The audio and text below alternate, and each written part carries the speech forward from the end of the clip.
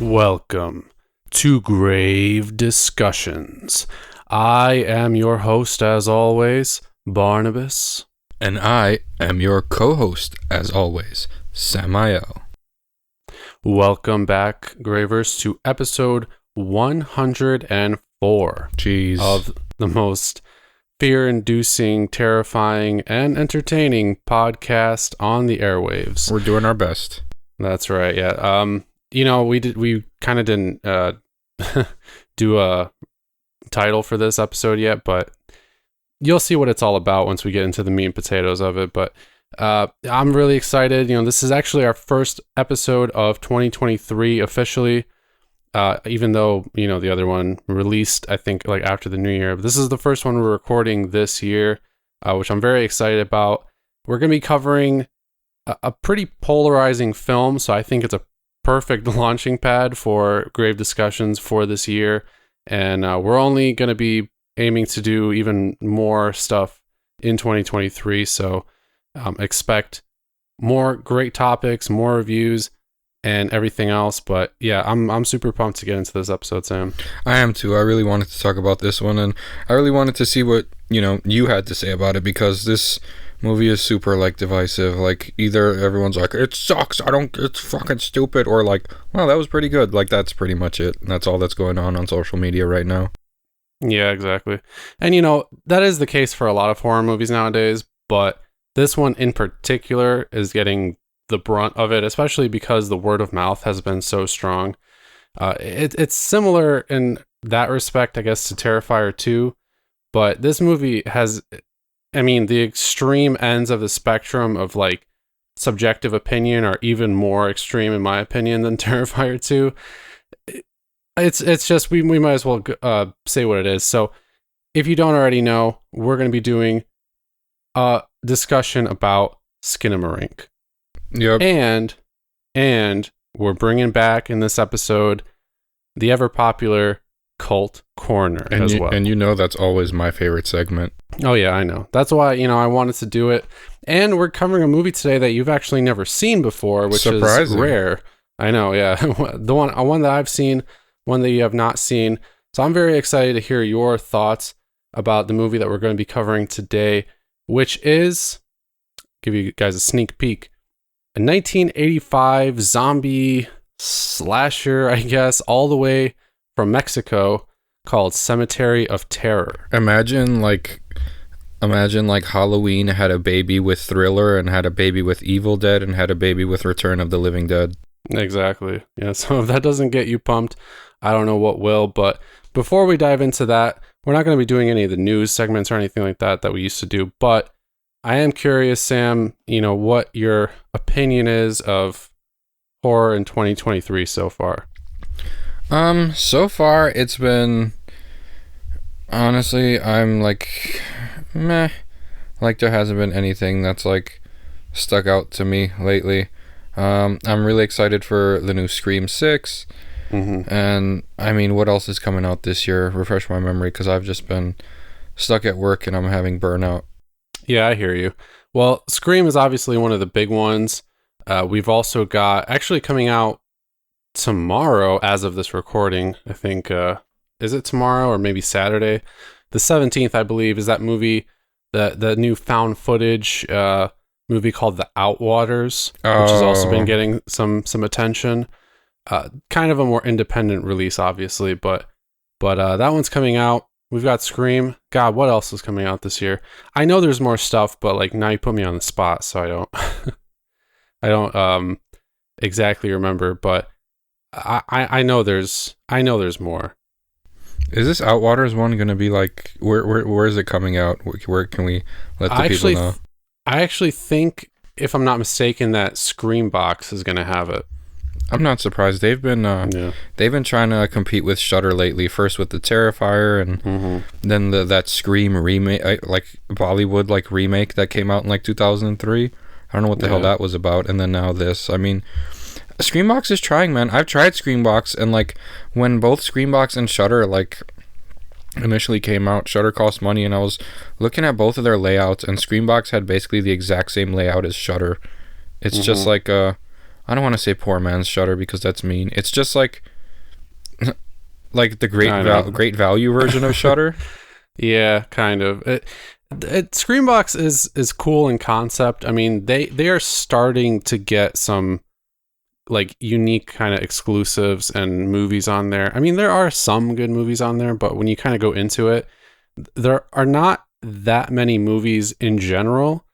And when you like hit the front page, mainly all I've seen, because I looked today, and the first 3 movies were some like super vague, like Asian horror movies that I've never even heard of, some like Indonesian stuff or whatever. Like, and you know, those movies are usually pretty good, but these ones, I don't know.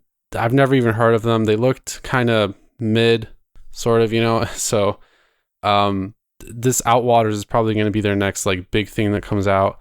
Before that, it was that Pennywise documentary, which I haven't seen yet, but I've heard is good. I covered it for Screen Rant a little bit.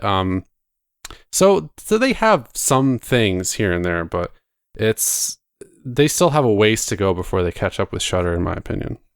Yeah, it's going to be a while, especially since Shudder's owned by AMC, so they have the funding behind it too. And isn't Streambox like?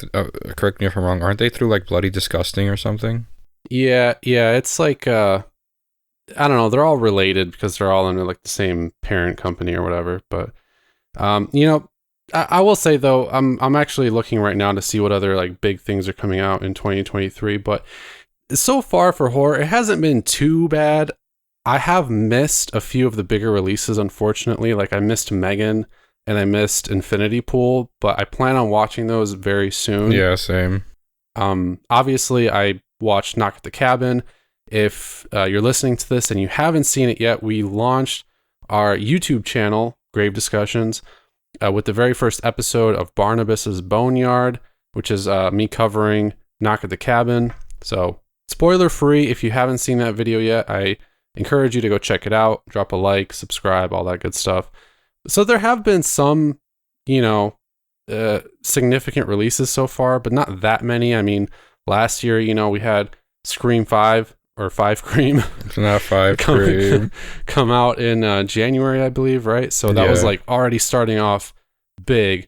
And then we had like a plethora of other horror releases come out. But so far, those are like the 3 biggest, I guess, releases. And Megan, well, and Skinamarink, obviously, but that's it kind of so far. Nothing like humongous, like no huge franchise thing. It's mostly been these kind of, you know, first entries in an IP, which have gotten some traction, but that's kind of it so far. So I'm hoping like in the summertime, it'll like really pick up. I hope so. There's probably a lot of horror movies coming out too that they just haven't really announced yet too, because like, you know, Hollywood loves to keep shit a surprise, and then all of a sudden they're like, next month, for the first time, we are doing a sequel to the original Puppet Master. Like, it's always something crazy. Exactly. Oh, how could I forget, of course, Evil Dead Rise coming out in April. Oh my god. That's going to be huge. See, that's the one I'm most excited about, because, I mean, we were just playing Evil Dead, like, earlier, and honestly, after the podcast, Olivia wants to play Evil Dead, so I prestige my Ed, and she prestiged her Henry the Red twice. Nice. It's crazy. You got to do like 1 million damage. You got to kill like 150 boss units. It takes a lot to prestige, and you have to put in a lot of hours. But ever since you introduced me to Evil Dead, I've been like a big crackhead for it. Like it is my favorite horror franchise. I'm gonna say that right now. Mine used to be Halloween, but now like it's Evil Dead, like 1,000,000%, like without a doubt.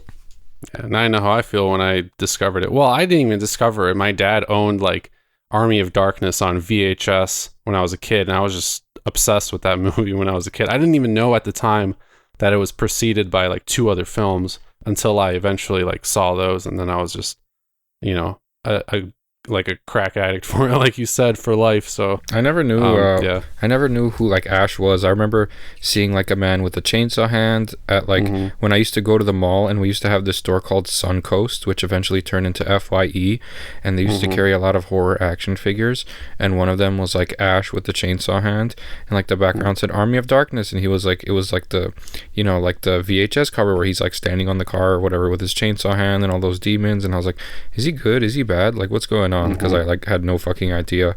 Like it's wild. But now like Bruce Campbell is definitely goated in my mind. He's the king of horror to me. Yeah, I agree, dude. Well, we'll see if Evil Dead Rise can, hold a candle to those movies. And we've got, stuff like Renfield, supposedly a new Insidious movie, that Exorcist remake. The Crow remake. Yeah, if that's coming out this year, then that's like a dark drama. It's like a dark drama, but I feel like it's still adjacent. Yeah, for sure. Yeah. Got The Nun 2, Saw X, The Last Voyage of the Demeter, which I'm actually pretty excited about. So there are several other movies as well, like the new Ari Aster movie, which too early to tell if that can really be classified as horror or adjacent to horror. It kind of looks more like a twisted dark comedy type of thing. But did we talk about The Exorcist? There's that one too, right? Yeah. The Exorcist remake supposedly coming out. Haven't heard fucking a lick about that movie, really. No, I've just heard that it's coming out this year, maybe January. We'll see. Well, no, that's past, so nope. Well, we'll see, but there is definitely plenty to look forward to as far as horror goes in 2023. I'm hoping, there's some gems, but we're just going to have to see. I'm going to try to watch as much as I can. In fact, we're going to be doing more for the YouTube channel, and I may even be doing some guest film criticism for a friend of mine as well on his website. So, I'll be catching some more horror movies as well. Hopefully, you can watch some more as well. And this is going to be a good year. But, let's just jump right into it with our Cult Corner. It's been a while since we've really had a Cult Corner segment, and I know we're both itching to talk about a cult classic, so let's dive right into it, man. Cemetery of Terror. I was honestly shocked when you messaged me, like, let's do Cemetery of Terror. It's on Shudder, because literally, like, not too long before that, I was watching In Search of Darkness Part 3, and it was one of the movies, so I didn't really go into this one, like, super blind, and I know this guy directed other movies, like Grave Robbers and, like, Don't Panic, and now I think he directs, like, telenovelas or something, like... Yeah, I don't know what really happened to him, but he did, direct a slew of, like, still kind of under the radar, Mexican, like, 80s inspired. Well, they were released in the 80s, but you know what I mean? Like, American slasher inspired. Yeah, they seemed horror movies. They seemed akin to, like, maybe, like, a Fulci zombie movie, or, like, who's that one guy? Bruno Mattei, who made all those, like, really shitty, like Italian zombie movies in the 80s. Like, it seemed like all that Tombs of the Blind Dead and shit like that. Yeah, it seemed like really adjacent to those, and I mean, I love those, honestly. Like, I mean, anything like Fulci or Bruno Mattei or anything Italian zombie like inspired, where I know he said he got the inspiration of this one from like Thriller and from Halloween, but you see like many elements of like old school zombies, not like rising from the dead because of a like some sort of illness. No, these were like like returning from the dead, demonic like zombies. And I like honestly I like those better than like infected zombies. Like, I don't like the whole infection. I'm not counting The Last of Us, that show's fire, but stuff like someone got bit, now another guy got bit, now the world's infected. No, I like some demonic force, like in like remember Dead Pit and then like The Beyond. Yeah, like those are sick. Those type of movies. Like, and this was like really similar tonally, I think, to those. Like the atmosphere, sure, the acting is like a little goofy, but like I'm guessing it's like a culture thing, because like Italian movies look weird to us and they don't make sense to us, but to Italians it makes complete sense, like giallo films and like how they're so outlandish sometimes, and like even Asian horror, because like that's their culture. I'm sure a lot of like movies, like our movies, are like really confusing to like people who aren't from this country. So I feel like Cemetery of Terror was like great. I mean, it started off with this like whole like Dr. Loomis and Michael Myers type angle, adding in with like the Evil Dead, like they had like some like evil book, and there was zombies later on in the movie, and I liked the score a lot every time the killer would come out. Like, I don't know, it was just really fun, kind of goofy at times, and we know 80s, like in like the 80s when like people would like fight like zombies or whatever, all the wacky sound effects like whoosh, whoosh, and like they're throwing wild kicks and punches and it looks really goofy, but you know that was it's a timepiece. Yeah, I mean, exactly. You know, it's funny too because when I first came across this movie, I totally thought it was like one of those schlocky Italian like zombie movies, and then come to realize that it's actually a Mexican film. But I don't know if it's just because American slashers were so how do I say this? I don't know, just kind of in their own little bubble.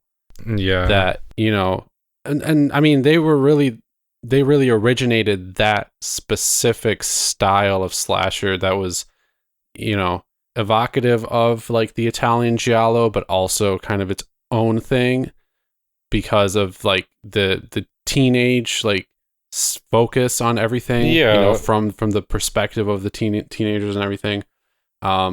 So when you take it outside of America, it definitely feels a little bit different, but you can see that influence for sure, like you said. And the director, Ruben Galindo Jr., he said, I actually saw the director's commentary track of it because I own the Blu-ray. Oh, no way.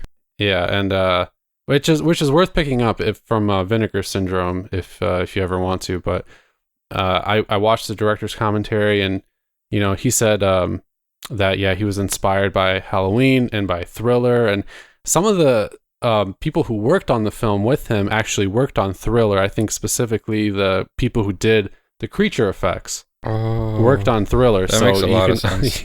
Yeah, you can see the influence there already. Plus, you know, one of the boys has like a Michael Jackson like jacket on him because it's Halloween. Of course, there you go already. You know, another influence, another reason why I figured you would like it.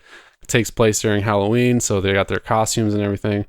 Perfect night for like a satanic ritual, right? Of course it is. I mean, there's not more of a perfect night. I mean, what it did different though is at first we thought we were going to be focusing on the teenagers getting slashed up and surviving the whole movie, but no, spoiler alert, the teenagers all get taken out. And then it follows like a group of like little kids, like preteens who are like, you know, trick-or-treating, and then they end up in the cemetery, and then some fire comes out of the grave, and then they're running around, and the girls are crying because, you know, little girls cry, and the little boys were like, oh, and then they were like running upstairs and then hiding. And I don't know, some of the camera work was like, I don't want to say funky, but unorthodox, but the way it was shot was like pretty cool. And like I do like it, see, because by this time in America, horror movies in 1985 were bordering that horror comedy side. It wasn't like the early 80s was the time for like serious like slasher movies like The Prowler and My Bloody Valentine, which we just watched last night, like all those like serious like mood and tonal movies, like. And then it wasn't until like the mid to late 80s where everything started being like really goofy. And then, you know, I mean, Evil Dead 2, look at Evil Dead 2. I mean, look at the difference. Nightmare on Elm Street sequels. Yeah, like everything shifted from like horror to horror comedy, and then the 90s was like the fucking Scream ripoffs. But this one, like right smack dab in the middle of the 1980s, and it had that early 1980s feel, like I said, akin to like The Beyond or like House by the Cemetery, like especially with those one zombies coming out the tomb, like the ones that are like on the cover of like Cemetery of Terror, those like bald ones with like the sinking eyes, kind of reminds me of the doctor from, you know, House by the Cemetery. Yeah, man, it's all very, very cool. And if there is any comedy, you know, it's not intentional necessarily, and you can see all that right from the beginning of the film with I don't know if you can kind of decipher this, you know, as a viewer, but when I was watching the director's commentary, he was talking about how right at like the very first scene of the film is the killer's POV basically on the doctor in his dream. And so it already has this sort of supernatural tone to it because it starts you off from the perspective of the killer in a dream and everything. And then as he's murdering a victim, and then it goes into the doctor and into this whole, that's where, you know, kind of segues into this teenage angle, which again is influenced by those early 80s American slasher movies like Halloween. But then they get right into the classic kind of elements, you know, the raunchy stuff with the teen boys wanting to impress the teen girls. They go to this like abandoned house, which was actually a real funeral home, which is cool. The set was awesome, by the way. You know, I really loved the house that they went to and that like cemetery and everything. And then they find like this black book, which of course is like a, you know, book of satanic rites and rituals and everything that they don't know about, but it's real. And then they go and steal a body from the morgue, which of course just so happens to be the dead serial killer who they resurrect, and now he's like possessed by Satan, and the guy fucking like resurrects all these zombies. So it's a little bit different, you know. It's got inklings of kind of everything that preceded it, you know, the 80s slashers, the Italian giallo, those schlocky Italian supernatural zombie movies, Fulci and all that, Mario Bava. And I don't know, I think it combines all this, but it's not too overwhelming. I think it's able to make it work within like the context of everything. And I like that it does something a little bit different and kills off all the teenagers and makes it focus on the kids, because when it's focused on the kids, it just makes everything that much more terrifying, in my opinion. You know, like you can tell there's like actual real stakes here. I mean, it would have been one other thing if he actually killed off any of the kids.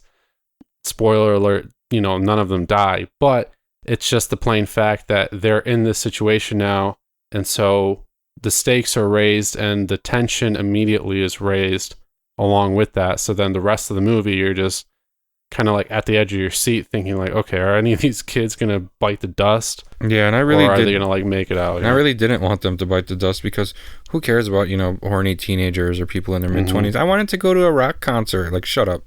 Yeah, exactly. That's why I actually appreciate this movie, because it had that influence, but it did something just a little bit different enough. And then you have all the, you know, gore, all the cool practical zombie effects. Even the killer himself is pretty cool. You don't see too much of him, but I like that they went a little bit different. They went away from using like the stereotypical knife. Instead, he's got these like claws that he kills people with. And he pulls out their intestines and shit. Yeah, he really fucks them up. So it's cool. Yeah, I just really liked those slight variations to the classic formula, even though a lot of the classic formula elements are still there in one way or another. And then I also just really dug like the tone of the movie, you know. The tone was big for me, and you know how me and you, we like these movies that all happen in either like one day or one night. I don't like that 5 weeks later, 10 weeks later, since XYZ got possessed or whatever. Like, I like something that happens a group of people, or like one person or two people even, and it's like over like a 5-hour period and all this crazy shit happens. Like, those are my favorite. I like isolated incidents. Yeah, I do too. There are really only a few kind of rare exceptions to that.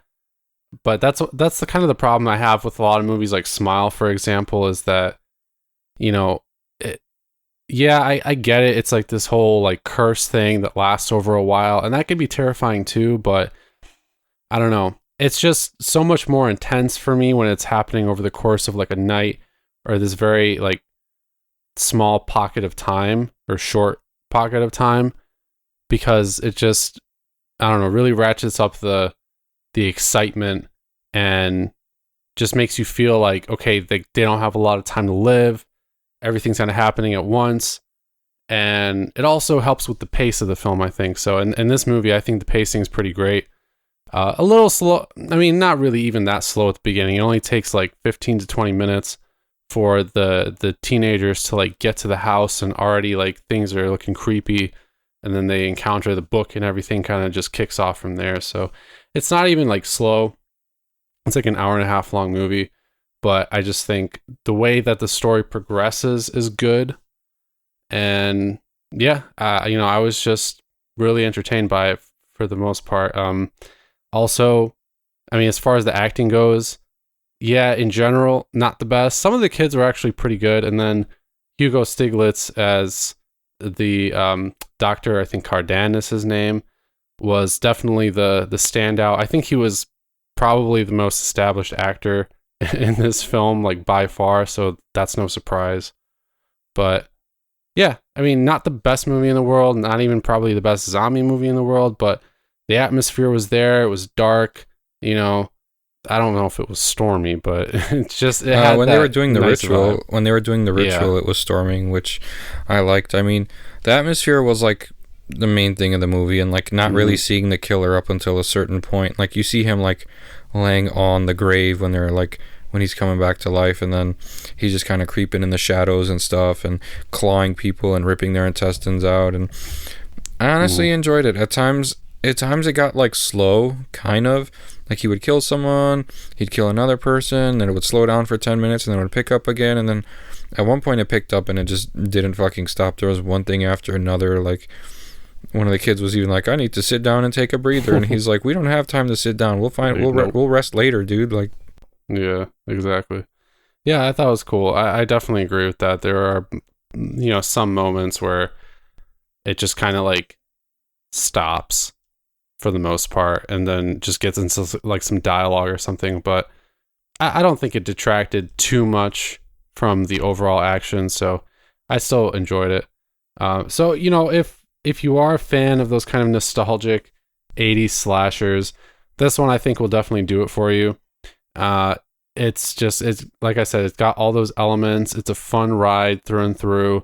The special effects are pretty good. The story is super, you know, redundant, but it does have like some of those little tiny differences that'll have you going like, okay, like that's cool. I respect that they did that because it's a little bit different.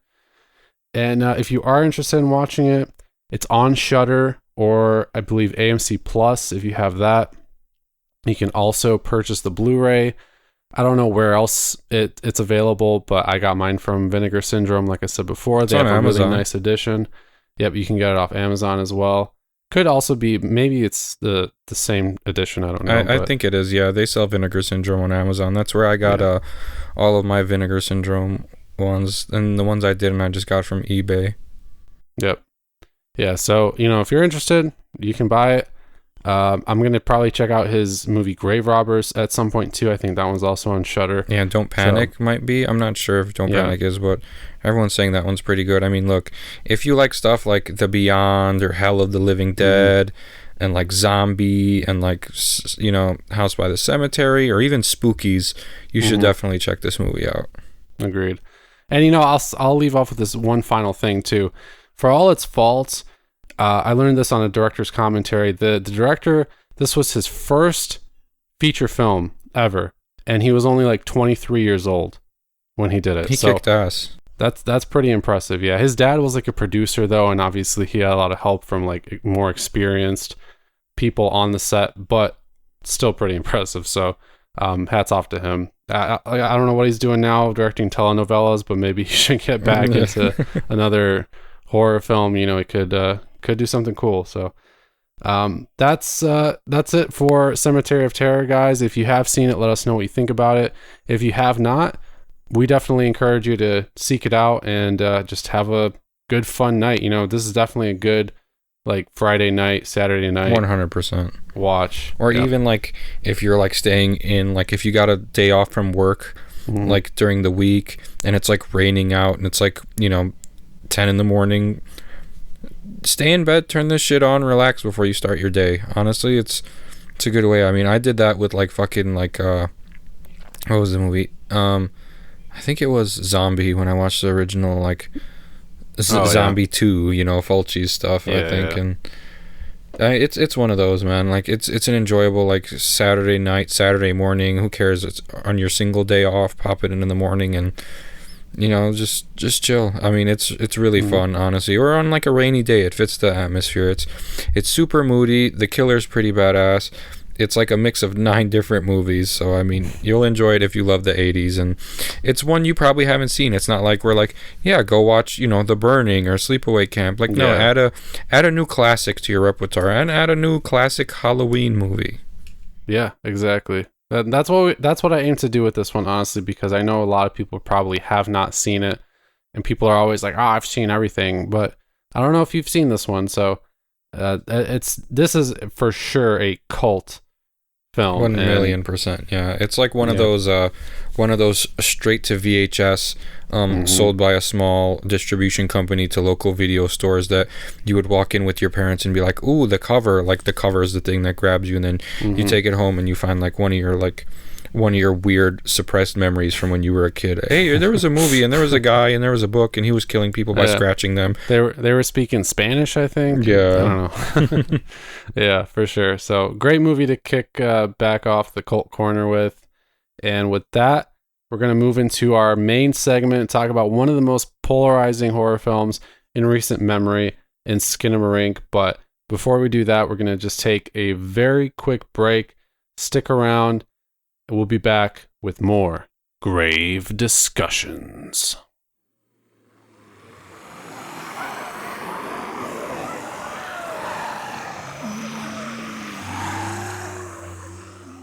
And welcome back, fiends, to episode 104 of Grave Discussions. So, in the last segment, we covered a truly cult classic, Cemetery of Terror.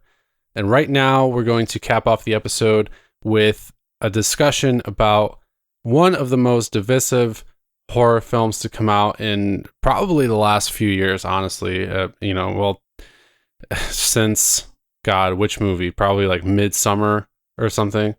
So, I mean, Terrifier 2, had its share of discussions, share of, division, but I will say this movie for sure takes the cake. So, because it is challenging the status quo to kind of an extreme effect, So, Skinamarink is the directorial debut of a Canadian filmmaker by the name of Kyle Edward Ball, who directed and wrote the film, and is based on essentially his kind of like childhood nightmares, childhood fears, and all that stuff comes through, I think, very prominently. The movie itself, it's an experimental horror film, but is very, very, very, I guess I would say, basic. The concept is that there are these two kids, a brother and a sister, who one night wake up and find that all the doors and windows to their house have like mysteriously vanished, and their father's nowhere to be found, and they're just like scared and trying to figure out what's going on. And there are some like strange voices, and all they have is their television, their cartoons, and themselves to kind of keep each other safe and sane. So that's the basic premise.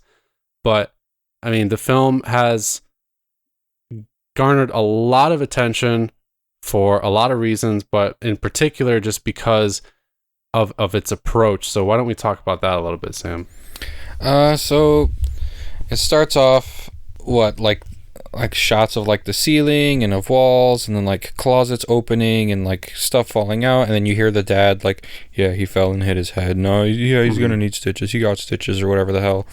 And then like all of a sudden, like the dad's gone, the kids are walking around the house, and like there's shots of like Legos, and then like those what's the word for it? Those like copyright safe cartoons from like the 1950s that are enough to give you like nightmares, like the kind that would like play when you like fall asleep and then wake up in the middle of the night and your parents like had 2 a.m. Yeah, like those fucking nightmare fuels. And then I saw a bunch of Legos and stuff that I owned as a kid, and like a lot of weird toys that I've seen before, and it was just giving me like weird childhood flashbacks. But the main thing is like there's these kids, their windows start disappearing, doors start disappearing. They're wondering where their dad went. They see their dad and their mom, yada yada yada. Basically, it's about like what I think it's about is I don't think here's my take on it. I think the kids are the dead ones, and the parents are the ones that are still alive. That's why there's like a demon in this like purgatory where these kids are, and like I don't know. There's just so much to unpack, bro. Like, oh my god, it's a very like people are like, I don't get it. No, like I got it, but like, well, that's the thing. I mean, it's difficult to even talk about because it's not super cut and dry, right? No, it's really not. I mean, it's supposed to be like those nightmares you have as a kid where you're like you can't find anybody. You know what I mean? Yeah. Like literally, like after watching this movie, like the day after watching it, I literally had like a nightmare where I could not find my fiance, like, and I was at home. Geez. Literally, like right after.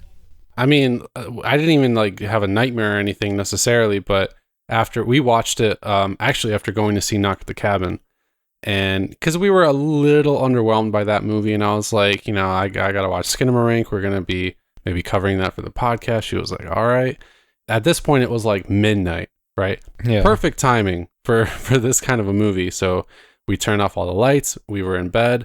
We turned on the movie, and we just like got right into the whole mood of it. And after, she was I don't know, she was probably kind of joking around, but also like maybe 2% serious, like, close the door because, I don't want to look down the hallway and like see something crazy or whatever. Like that's the kind of stuff that this movie sort of evokes in you, because it is unsettling. Like it's very bare bones. That's the thing. And I think that's one of the main things that is causing a lot of this division is because, people are used to, at this point, that more conventional, like standard kind of cinematic experience, right? The overall package that is like a movie. You've got, specific shots, really kind of stylized shots, sets, wardrobes. Everything is done with kind of like tactical precision, right? To get the director's vision across, to develop characters, to get the story across. But Skinamarink is not really like that. Like you said, it opens with shots of like fucking walls and ceilings, which, I mean, that's one thing we'll get into. But, right off the bat, it's not conventional at all. And it's got this really kind of like monochromatic color palette and everything that permeates throughout the entire film. Like there's rarely a shot in this film where there's like more than one color present on the fucking screen, because it wants you to feel like, it's the dead of night in this nightmare with this thing. You just kind of, I don't know, its presence lurks in this house trying to torment these kids or do something with these kids.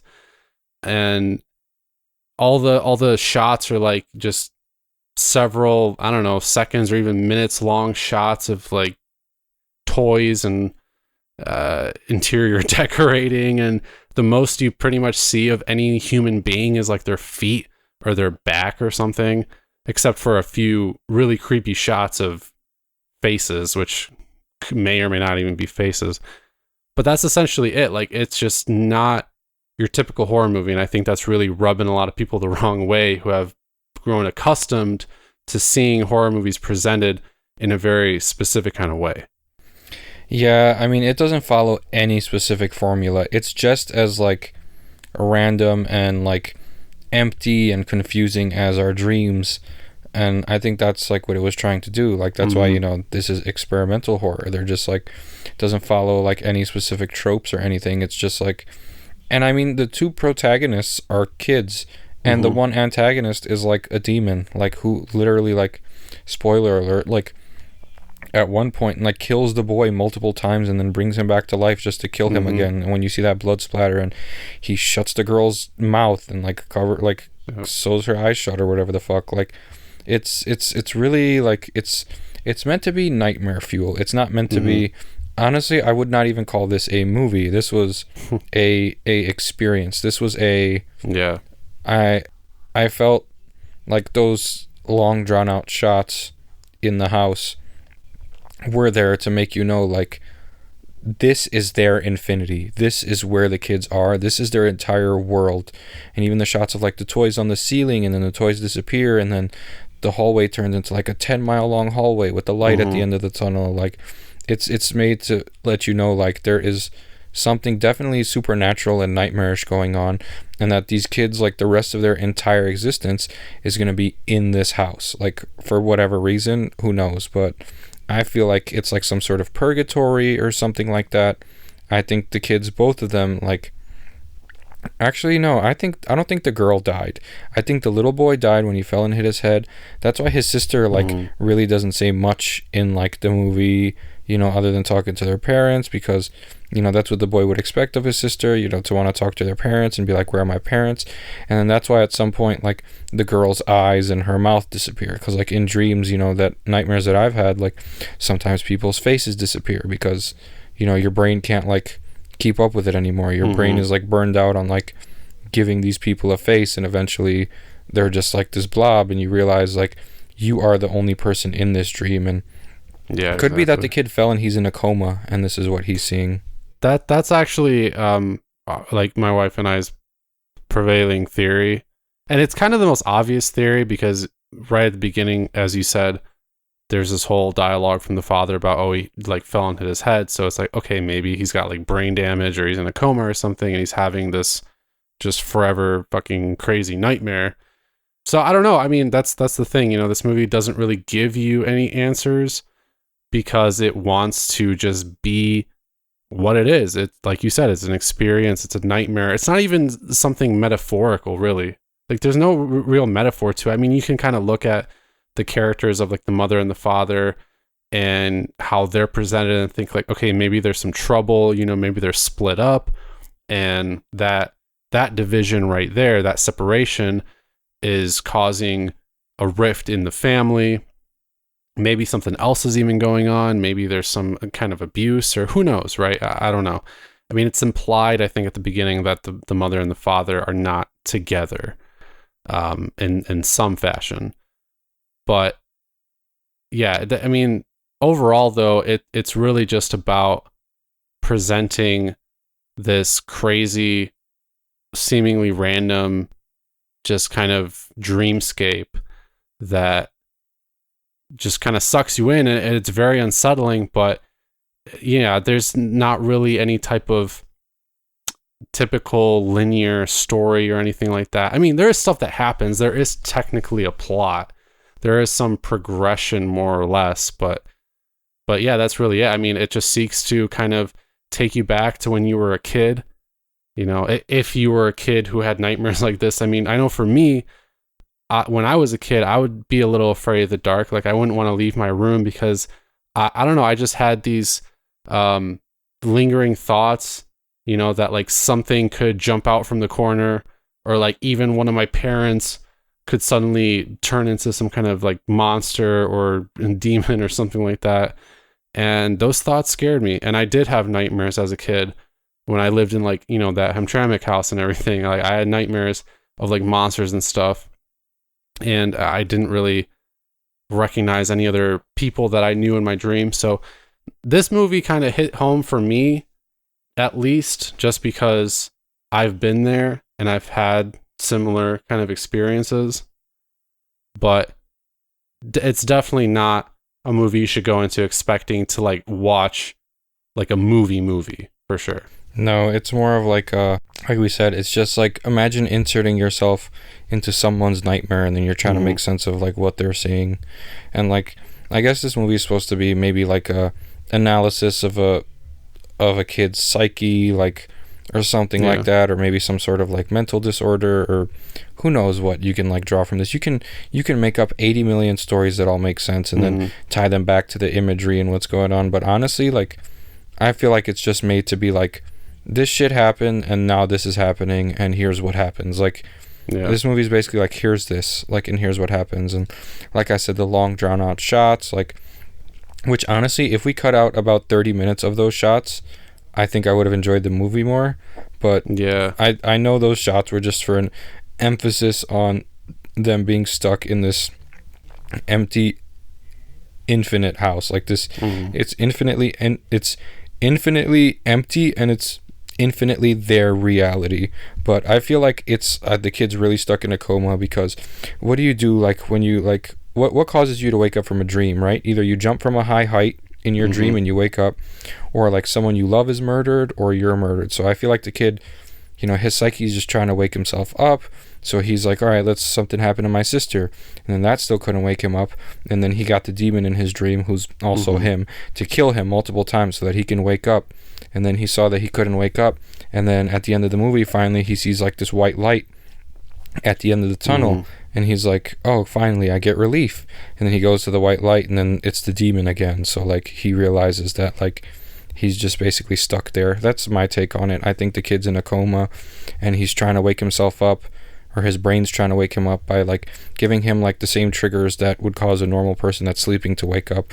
I mean, even people in comas like say like it feels like not really like a dream. It feels like I don't know how to explain it, like someone's whispering in your ear and stuff like that. Like it's not really like you're losing time. It feels like exactly what that movie is like showing. And I'm wondering if like the creator was like inspired by people in comas and wondering like what do they see, and then what does, based on what we've learned in life, like what do you see when you're in a coma? Like if you're an atheist, you'll probably see nothing because you don't believe in that. But if you're like religious, you'd see demons and angels and gods, and those would be the things you'd get trying to wake you up and stuff like that. And I think it's just really interesting that they would take a kid and be like, all right, what's in this kid's fucking head? Like what scares this kid? Like, of course, monsters and his family disappearing and his sister being hurt, and then him being murdered multiple times. Like imagine that. Imagine being murdered over and over, and like the thing that's murdering you can do it as long as it wants. Like, because like remember, it was like, I can do anything. Like and yeah, it's terrifying. And I feel like that was his brain telling him like, dude, I can literally do anything besides like you know, wake your ass up. But as long as we're in the confines of your psyche, like you're gonna suffer. Because I feel like he's suffering in his coma because his brain, you know, because of self-preservation, is literally just, it keeps doing stuff to keep on trying to wake him up, and it's not working. Yeah, I can agree with that. I mean, that, like I said, that's why I think that the coma thing is probably the most likely. But it is cool that you can draw a lot of your own conclusions from it too, you know. And I think that's one of the things that I do like about this movie, is that it doesn't just hand you all the answers on a platter, because we don't need more movies like that. I mean, if you have a linear type of film where the story kind of has to progress in a certain type of way, okay, that's one thing. But when you have a movie that really its sole focus is to just try to unsettle you and instill these kind of like this fucking nightmare syndrome into you, then it's a whole other thing. You know, you don't really necessarily have to have a satisfying, I guess, conclusion, like any satisfying answers necessarily, right? Because that's not the point of the film. So I think I think Ball, you know, definitely accomplished what he set out to do, although that doesn't necessarily mean that the movie is good or bad. It's just, it is what it is. And obviously a lot of people think the movie is ass. You know, I don't necessarily agree with that. Let me just say this. I like the movie. I don't love the movie. I think it could have done more to kind of assuage like people with some more scares maybe, or just some more stuff going on. Like you said, all the fucking shots of the wall and stuff, I get it, but yeah, it was definitely a bit much. You know, if this was like a 70-minute movie, then I would have been like, dope, like that's the perfect runtime for it. He has a short film which is basically like a prequel to Skinamarink on YouTube. If you just type in heck, it'll be the very first video. Yeah, I have to watch that still. I have not, but I'm aware of it. I mean, there's a movie kind of like this with a lot more going on. Honestly, I think you'd enjoy it. It's on Tubi. I had to rent it because like I kept hearing about it and it was super hard to find. It's called He's Watching. So it's these kids, a teenager and then like a preteen boy. The girl's a little older, and their dad disappears in the midst of a pandemic, and they're at home, and like there's this like demonic presence that keeps fucking with them, and then You gotta watch it. Like Okay, I'll check it out. This is kind of it's like if Skinamarink was like actually made into like a movie, but this movie's actually also like very like non-traditional, and it originally just started out as a project, I heard, and then the director became obsessed with finishing it, so the ending and the explanation as to what was going on seemed rushed. That's only because like the guy who's recording the movie with those are his 2 kids in there, and he like really got obsessed with finishing this movie, so he like basically like came up really quickly with like why what's happening is happening. But I think I think that one should be talked about more, because while like, okay, look, I'm gonna be honest, as a movie Skinamarink was bad, if I'm gonna be honest. As a movie, as an experience, it was very unsettling as if you immerse yourself in that. Like, because horror movies, I don't watch horror movies to be immersed. I watch them to be entertained, and I was not entertained. I was just like, I felt like I was like having a schizophrenic episode or something. Yeah. But, you know, I get that though. But at the same time, at least I'm of the opinion that we definitely need more movies like this, because it's good to challenge the status quo, you know, every once in a while. Like, it's good to have challenging horror movies. I don't think it needs to be all shit like Skinamarink, because then it's just too much. Like, I was gonna say, because like I'm gonna flip out and have a fucking panic attack and die before, you know. Yeah, I was gonna say, if I get to see anything else. If we do get more like Skinamarink, then like if all movies like follow on that trend, then it's gonna be the same with like the 1980s and 80s slashers, and we don't need copies. We just want people to like do more stuff that's like in your head. Don't think about tropes. Don't think about anything. Like, I mean, one movie that I can think of, like, that I had no idea what the fuck was going to happen while I was watching it, was A Dark Song. I think that was an experimental horror movie that was fantastic. That was like a 10 out of 10 one. Like, I mean, even like the behavior clinician at my job I was like, have you seen A Dark Song? He's like, dude, yes. And I was like, okay, cool. Like, you're weird like me, but I think we need more like A Dark Song. And that movie wasn't really divisive at all. It wasn't even well known, and the people that watched it actually liked it. There's even like a really similar movie on Tubi that's actually really good, that's similar to that one, and it's called The Atoning, where there's this family and they're trapped in purgatory, and then halfway through you realize that they're all in purgatory because of something that the dad did, because, like, spoiler alert, none of them are alive. They're like stuck. Yeah, I mean, I don't want like horror to just be stuff like this, you know. And another one is that was divisive is like Mother, for example, you know. But I like when stuff like this comes out every so often, because if all we got was, you know, like studio system horror films, it would just be so fucking boring, you know. Just imagine stuff like I mean, even though, okay, Smile, for example, was okay, right? But that's a good example of like a studio system type of horror movie that's just very redundant, of like shit like Sinister, and I don't know, name any fucking supernatural or curse movie released by like a major film studio in the last 10 years. You know, that's what I'm saying. Like, it would just be so boring. So stuff like this coming out, stuff like We're All Going to the World's Fair, I didn't really care for that movie, but I just like stuff like that coming out that challenges the sort of status quo of like what horror is or should be, and just introduces something a little bit different into the genre, something where we can sit down and have that type of experience. Because a lot of people do watch horror movies because they want to be unsettled or scared, and you can have that while watching something like, I don't know, Caveat, for example, right? That was awesome film that was more like a movie, but it was also super disturbing. But I'm just saying, we want to be scared as well, and stuff like Skinamarink, if you can really get into it and kind of have an open mind, will accomplish that for you. And it also allows other filmmakers to do similar things, because this movie has like done very well. It had like a $15,000 budget. It's made over $2 million. That's insane. And just because like it got leaked from a film festival or something, and people saw clips of it and were like, oh, this shit looks weird as hell. And now it's like super successful. TikTok really did it. I remember the first time hearing about it, it was a video on TikTok that had like hundreds of thousands of likes, and they were talking about Skinamarink. And I actually found the link to Skinamarink before it ever came out. Like, I have it saved in my bookmarks. I just never watched it. I was gonna come around to it, but like, I'm glad I waited to see like what all the fuss was about. And like, look, I get it if you like this movie and I get it if you don't like this movie, but don't go around telling people if you like this movie, you don't know what horror is.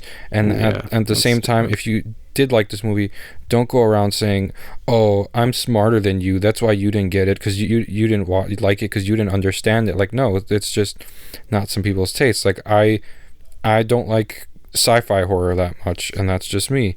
You know, like, fucking some people don't like vampire movies, and some people don't like haunted house, paranormal movies, like, and that's okay. Like, you find your thing and you can stick with it, but don't limit yourself, and don't like put yourself in this box to where like, I'm this type of horror person, I'm that type of horror person. Like, at least try it and see, because like, who knows, maybe an avant-garde movie will come out that you actually do like, or a vampire movie will come out that you actually do like, and then you'll have something to like, you know, it might become one of your comfort movies or one of your favorite movies of all time. Like, I never watched The Thing, like I said, because I'm not big on sci-fi horror, and I can say honestly, The Thing is one of my favorite horror movies ever. It's so good. You never know. Open yourself up. Watch them. You don't have to take my advice. Do or don't. Fuck you. But still, you know, like, give it a chance. Even give it like 20, 30 minutes. And if it's not for you, then just change it. Like, just be like, look, I didn't like the movie. Like, but to sit there and say this movie is not good, like, what does that even mean? I mean, good, bad, you know, like righteous, evil, like all of these are subjective things that humans just made up. I mean, even stuff like morality isn't even objective. It's all based on like ethics and like making the world a better place, like, you know, like stuff like that. So like, and movies are not that complex as morality. Like, it's not good or bad. I think it comes down, were you entertained? For me, if I was entertained, to me the movie was good, even if it was subjectively, like, in terms of like, according to film critics and technical aspects, even if it was bad, it could still be a good movie to me because I was entertained. Yeah. And I mean, there's different definitions of entertainment too. Exactly. You know, so I mean, for me, you know, I like being entertained by something like Cemetery of Terror, but I also love having like this visceral type of unique experience with something like Skinamarink. And yeah, I'll totally admit that there were lots of aspects to it that were a little off-putting, and I wouldn't call it a great movie or anything, but I still enjoyed it for what it was. And horror has always pushed boundaries. Let me just, you know, say that.